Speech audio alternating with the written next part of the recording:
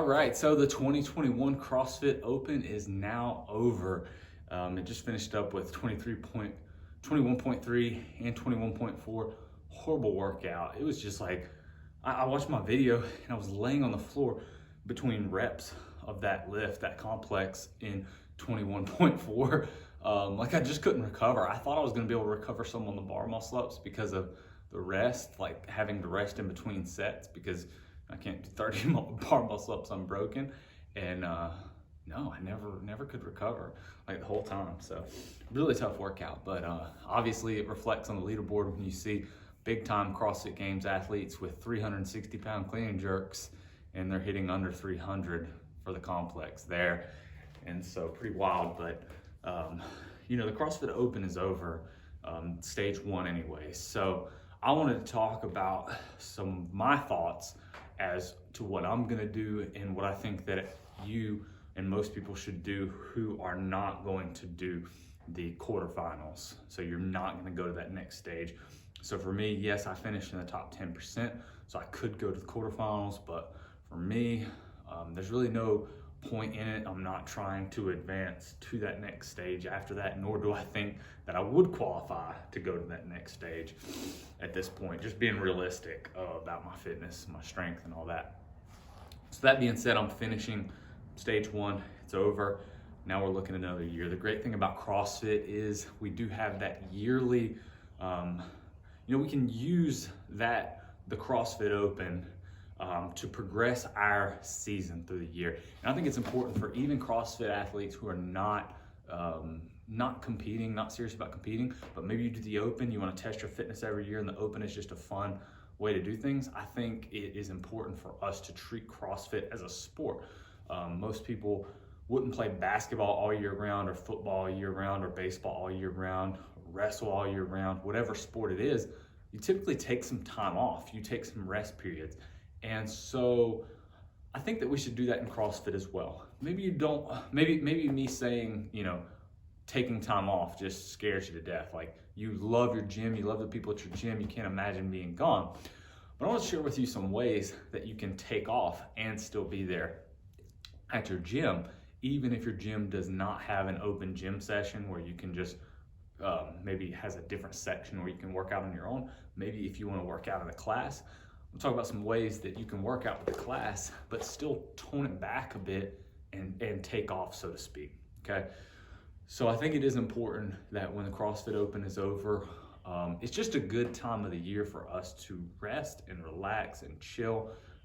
We've went pretty hard for the past few weeks of trying to get the best scores we possibly can, and I think that it's important to take some time off. So for me, I'm gonna take 2 weeks to a month of just kind of chilling. Like I'm gonna work out, but I follow Training Think Tank Design program, a great program, but I'm not gonna follow the program to the T. Like I'm gonna do what I think is fun and I'm gonna cherry pick my workouts. Am I gonna go hard?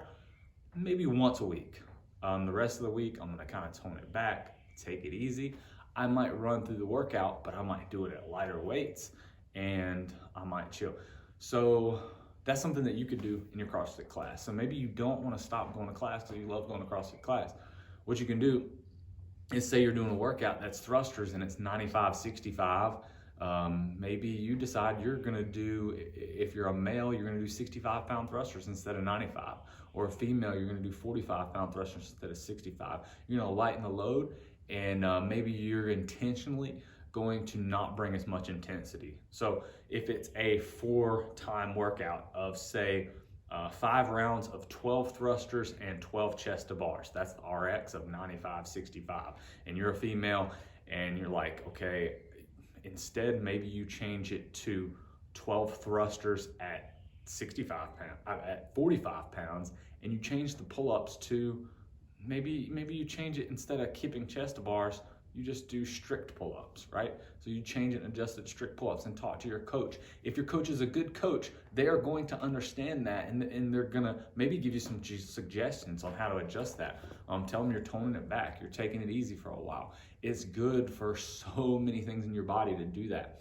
So then instead, that workout, you know, if you do strict pull-ups, it's gonna slow it down, right? It's gonna be easier on your joints because you're not doing all that kipping.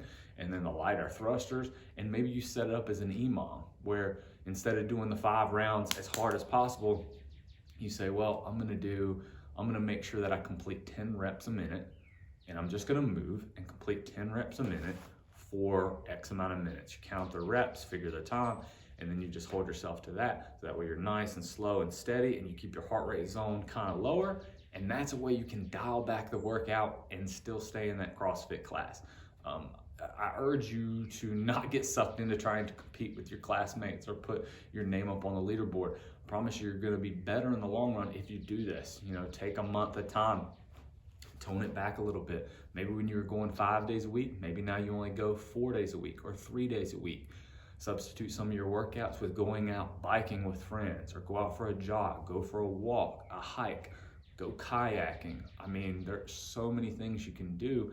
Get out and do some things outdoors, get out and exercise and move, but don't stay at that high intensity, and please don't just go right back into training the day after the Open and start going hard again, or the week after the Open. Give yourself some time off in off season. So don't quit altogether, but you want to take a break, take a rest, keep moving, and it'll make you more hungry to get back and train harder. And I promise, when you get back and train, even though it'll hurt, when you come back, you'll be refreshed, you'll be rejuvenated, and there will just be this sense of energy towards training that you didn't have before. So I suggest that you do that. Take this time to have fun, to really have fun with training. Maybe you make up some workouts that you want to do, like just do stuff that's fun to you. A lot of times in training, we do stuff that's hard, that's difficult, that we don't want to do. Maybe you just take some time to do fun stuff. Maybe it's just straight up bodybuilding. Like you just want to do some bicep curls and have an arm day and do that kind of thing. Like, that's cool. Like, it's a good time to do different types of exercises. So I think you probably get the picture on that. Just need to tone it back for a month or so, or maybe even longer, or take some time off altogether if you can. Like, if you're disciplined enough to just take some time off and know that you're not quitting CrossFit, like you're just taking some time off, just like you would for any sport, and that you're gonna come back, like, I think that's great as well. But do keep moving. Don't stop moving around and exercising altogether. So another thing that you can do now is make a plan. Okay, make a plan for the next year and set some goals. So the Open is a great way for us to gauge our fitness, so you can say, all right, next year, going into the Open, I want to be more fit. But maybe you're like, well, what should I do this year to try to improve? And so what I want you to do is think about the things in the Open this year that limited you. So break down, go to workout 1, 21.1. During that workout, what was it that was your limiter that stopped you from going as fast as you wanted to in that workout? Were your calves burning and your calves just lit up from the double unders? Were you unable to do the double unders? You kept tripping. Was it that your shoulders were tired? For me, my shoulders were just burning. They were just burning. I couldn't do I was doing the wall walks and I was getting kind of shaky, and the mat was wet, and I was afraid that I was going to get a no rep because my shoulders were fatigued.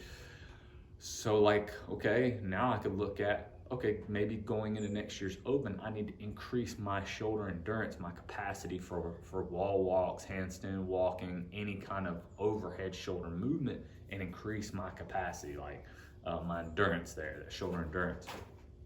21.2, what was your limiter in that? Was it the burpees? Were burpees difficult for you? Maybe you keep doing burpees. Maybe you implement a plan throughout the year to incorporate extra burpees into your training every week, so that you get better at burpees and work on that movement, work on your movement efficiency there. The last workout, maybe it was the barbell complex, it was your strength. So now maybe you've got to incorporate, I was ranked the lowest in the barbell complex. Maybe if you rank the lowest in the barbell complex, that's something that you need to work on, your strength. Or maybe you're super strong, but then when you got tired, you couldn't lift, your numbers were way lower than what they should have been relative to everyone else. So you need to practice some lifting under fatigue.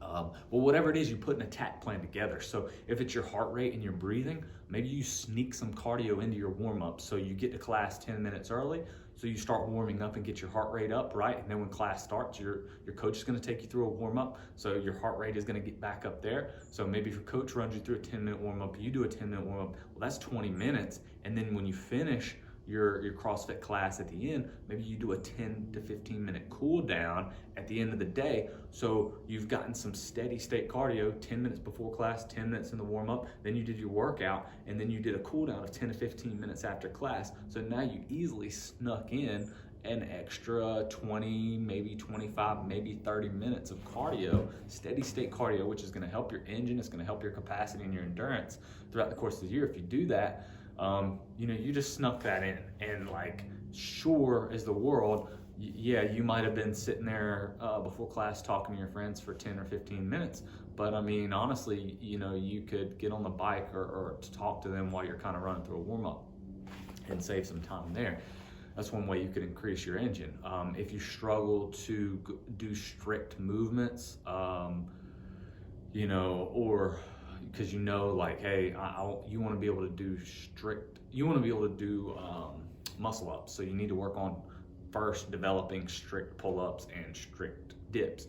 Well, you need to implement a plan where you're doing those exercises and progressing yourself throughout the year. So maybe after class you focus on doing push-ups, the strict pressing, ring dips, strict pull-ups, or bent over rows, or any kind of exercises for those muscle groups before or after your CrossFit class, and make yourself a plan to do that for the whole year. It's a great time now to set those goals and to form your focus throughout the year. Over the years, I've had certain years where I decided I was going to focus on strength for a really long time. And I think that this year, during the next month, during my time off, I'm going to step back and I'm going to evaluate what do I want to do? What do I want to get out of fitness this year? What do I want to try to improve on? I'm thinking that I'm going to lean towards trying to really work on endurance and developing an engine this year. And so I think that that's going to be my sole focus. So once I decide that during my time off, because sometimes when you're training, you're working out, it can kind of distract you from setting your goals. So during my time off, I'm going to step back and I'm going to say, all right, what do I want to do? If I decide I really want to improve my endurance, that is going to be my goal and focus for the year. So after the Open, it's a great time just to take some time off, clear your head.